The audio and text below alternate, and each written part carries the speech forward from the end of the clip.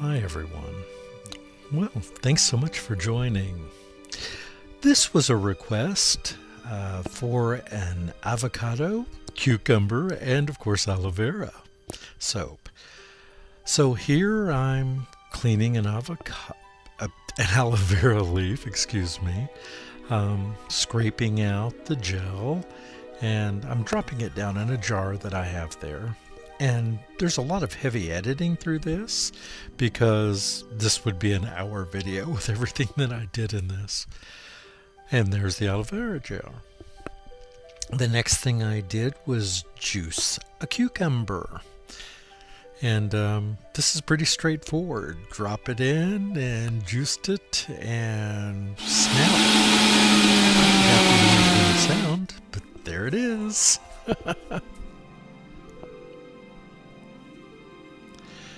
And this was a lot of fun to make. I love making soaps with natural products. Here's the avocado here. This was a very nice avocado, by the way. I took a real joy in this, like I do with all natural soaps, and those containing food are some of my favorites. I've used most of these ingredients before, but together never. And what I decided to do was to blend all of these together in my Vitamix into a single emulsion and then freeze them into cubes. And just thought that would be easier than adding all the individual ingredients. So that's exactly what I did. So I cut up my avocado and then I mixed it with the aloe vera juice and or aloe vera gel, I should say, and the cucumber juice. And here it is all blended together. And it smelled really good, by the way. I was tempted just to drink it, but it was really thick, as you can see. But I poured this into ice trays and froze it so that it would be easier to incorporate without having to worry about burning it. Here are my oils and butters. Goodness, I have cocoa butter. I have everything. This is mango butter, shea butter, meadow foam oil, avocado oil, olive oil, castor oil, and a little bit of sunflower oil. So here are those frozen, or some of them. There are actually 2 trays of these. I used it all in this soap. I made a very large batch here. I just decided to use it all. And so here it is in the bowl, and then I have it in a ice bath.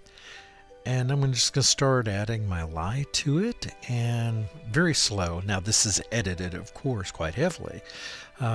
But this took a little while because I added the lye very slowly and stirred and added more and more until it was all completely melted. And it did darken slightly, but it didn't burn, never burned, because I kept it cold and I kept a look at the temperature, and it never exceeded 70 degrees.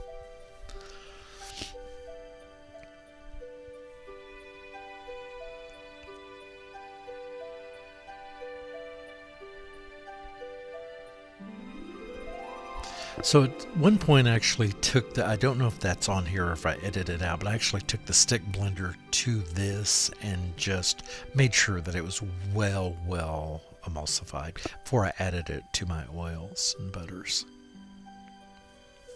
Which is what I'm about to do right now. Oh, these are my essential oils, and I'll put it on the screen because I can't remember it. I've got it written down. This is actually my own formula of 5 different essential oils together, and it smells heavenly. And because natural things like avocado and cucumber lose their smells, and the aloe vera doesn't have much of a smell, they don't really leave any smell behind in the soap. And I thought it would be nice to give this a very special scent, and it's very lightly scented, by the way. I used a small amount of oils considering the size of this batch. This is a 6.5 pound batch.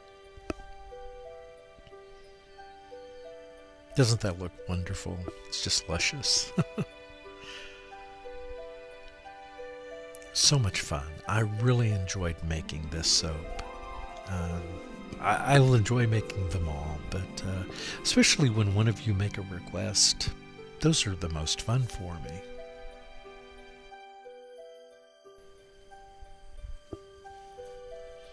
This was also one of the most satisfying because it did exactly what I wanted it to do. This is a soap that has no swirls, has nothing special. The only thing, the only problem with this whole thing, and there was one issue, and that was with the mold, my brambleberry slab mold. It's because I don't have a loaf cutter. I inserted some of the dividers in it, but I didn't get them in completely straight. So one of the bars came out, or one of the loaves came out a little crooked, so I had to fix it in the cut. So I end up doing a lot of trimming on these, but overall, the bars themselves, they're large and beautiful.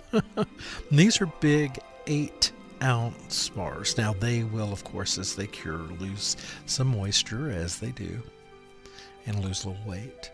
But see, you can see, even though I didn't use those, the side, or the center, I should say, the center dividers, the main slats have the cuts in them, so that left those weird little marks on the side, which I had to shave off, which wasn't hard.